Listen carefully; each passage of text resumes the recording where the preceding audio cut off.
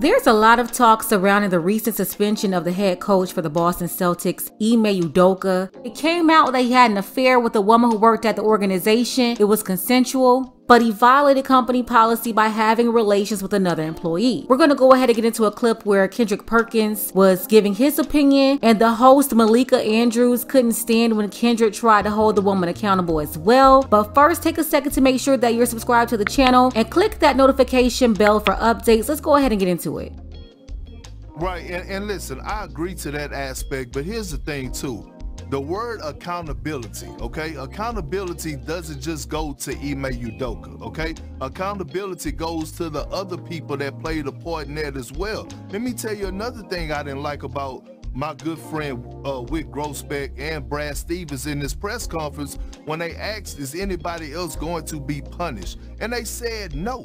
And my whole thing is this, right? These are some of the facts that have been out. These are some facts that I know that, you know, this relationship, one of these relationships that was had with Ime Udoka and one of these women, it was consensual, meaning that this woman actually played a part in it too. So my thing is, yes, Ime Udoka was wrong. We get that. His punishment, he deserved that, and whatever else follows, I hate it for him, but he put himself in this position. But why are the other people getting left off the hook? Well, that's the problem that I have right now. Everybody got to be held accountable.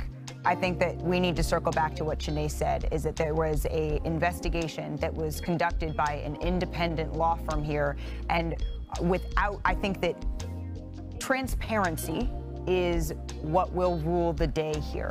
And so without having all of the information, it is unfair and irresponsible of us to go and to speculate on that, because what we have to... Well, I'm not speculating. Sure. I have the information. I'm not speculating. But what we have to go with here is the fact that an independent law firm came in, did this investigation, and the facts that they were presented, they came to the conclusion that Ime Udoka violated a policy that warranted a 1-year suspension. And I share your frustration with the lack of transparency, while understanding that there is some things that they need to, from a legal perspective, keep private.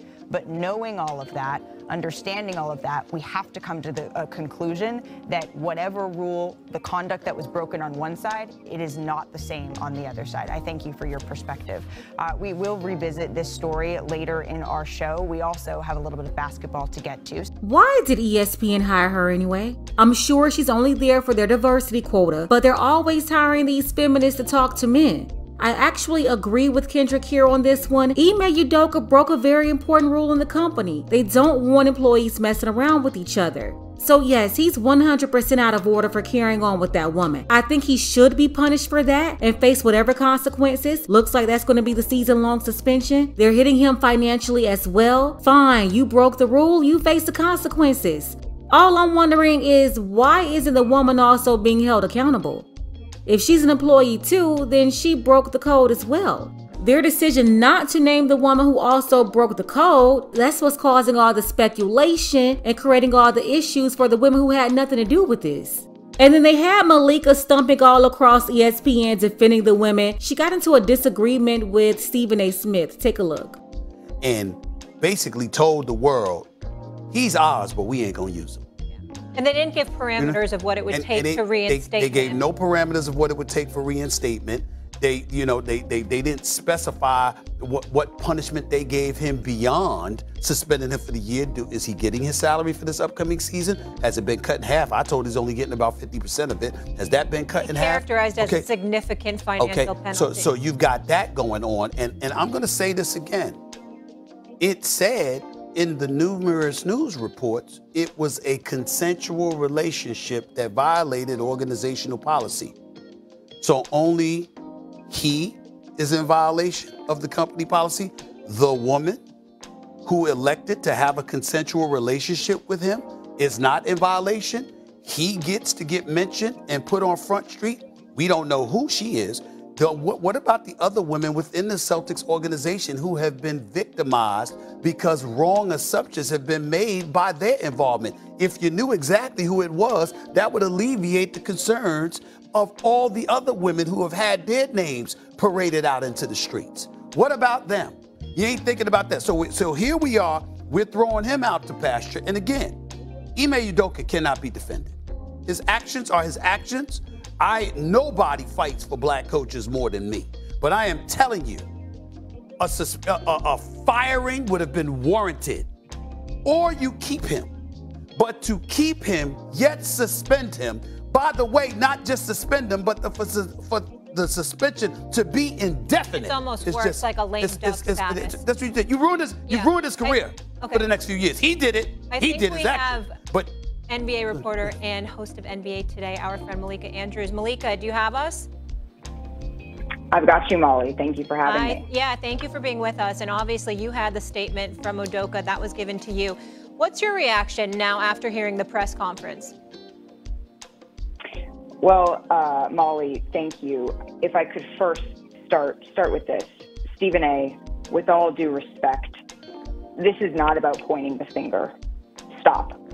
What became apparent to me in this press conference is that we do not have all of the information here. And it was frustrating to me that the Celtics declined to elaborate or to give more specifics about what exactly the rule breaking was that led us to this point. So that, I just want to get that out of the way first. But to answer your question, Molly, I think what stood out to me, I think what stood out to me is that Brad Stevens, he was upset. That's what stood out to me about what he termed rampant Twitter BS is the word that he used, that women were unfairly dragged into this within the Celtics organization. You could see that Brad Stevens was visibly upset about this. And I also found that to be gross and unnecessary, that folks were bringing in the names and the images of women that is just not a fact, that was purely speculation. And so to me, that is what stood out. But the Celtics as an organization could have done more, and short of doing more ahead of this yesterday, they could have owned that responsibility in this press conference. I understand that there were legal parameters that they had to operate within for everybody involved, and I appreciate the fact that they brought in outside counsel and did a thorough organization. And I think that that is something that was clearly necessary in this situation. But the fact that it was able to go on all day, the fact that we are sitting here debating whether somebody else should have been suspended or not, we are not here, Stephen A., to further blame women. That is not why we are here. And that's the part right there that irritated Stephen A. Smith. She tried to turn this into a don't point the finger at all women argument. When all Stephen A. Smith was saying was that the woman involved in this situation who also worked at the company, she should be held accountable as well. He wasn't trying to blame all women, but Malika, she really has a problem with any woman being held accountable. First of all, let me be very clear. I don't appreciate where you're going with that. I'm not blaming anybody but Ime Udoka. He deserves, the fact of the matter is, I've said he deserved to be fired if they were going to fire him. If you're not going to fire him, then don't fire him. My issue is all of this being publicized. The point that I'm trying to make is just like you're not mentioning. Excuse me. I listened to you. You're the one telling me to stop on my show. It ain't happening. Okay, that's number one. She's 27 years old. Stephen A. Smith, he's 54 years old, twice her age. He allowed her to talk uninterrupted on his show for several minutes. But when he's talking, she's being disrespectful when interrupting him. Number two, I've already said he deserves to be fired, or he deserves to be there and handle it internally and privately. If you're not going to handle it privately, if you're going to publicize it in that fashion, then obviously it provokes everybody wanting to know, okay, well, who are the parties involved? When you have Amina Smith in Boston and other women pointing out the fact that there were women who were wrongly implicated in all of this, it's a disservice to them. I didn't come out with the report about a consensual relationship. I didn't come out with the report ahead of time leaking that they were going to suspend him for the year. They did that. And my point is, considering how pervasive this kind of stuff has existed in professional sports for many years. My whole point is that, excuse me, make sure that you handle it in the same fashion it has always been handled. You could have fired him, and then we could have speculated till the cows come home, but he's gone. But to keep him there, keep him employed, but in the same breath, suspend him for a year, then also that year is indefinite. That is the issue that I have. Nobody's trying to protect Ime Udoka, and certainly nobody is trying to protect, is to excoriate the women involved or anything like that. I'm talking about how things of this matter are usually handled from an HR perspective, from an organizational perspective. That is not consistent with what we have seen throughout the years. That is the only point that I was trying to make. I'm not trying to attack anybody, and if anybody deserves to be attacked, it's Ime Udoka for putting himself in this position. I've made that very clear. I'm just talking about you got owners and everybody else. They know the kind of stuff that's going on. You didn't say anything about anybody else. I'm not talking about you, I'm talking about them. They didn't say anything about everybody else all the other times this stuff has happened. But now when it comes to him, it's all over the place. That is my issue. That is my only issue. And see, the part that I don't like is how Stephen A. Smith, he started backpedaling a little bit. No, stand on the same principle. The woman that's involved in this situation, she should suffer the same consequences. Suspend her, fire her, whatever you're gonna do. But instead, she's being protected when she violated the same code. It's so much I want to discuss on this situation. I do want to give time to see what other information comes out, but let's go ahead and get the conversation started below. What do you think about this interaction between Malika Andrews, Stephen A. Smith, and also Kendrick Perkins? Special shout out to our sister Ninese. I appreciate you, Ninese, for all of your support, as well as our brother Dark Power. Don't forget that you can support this channel as well.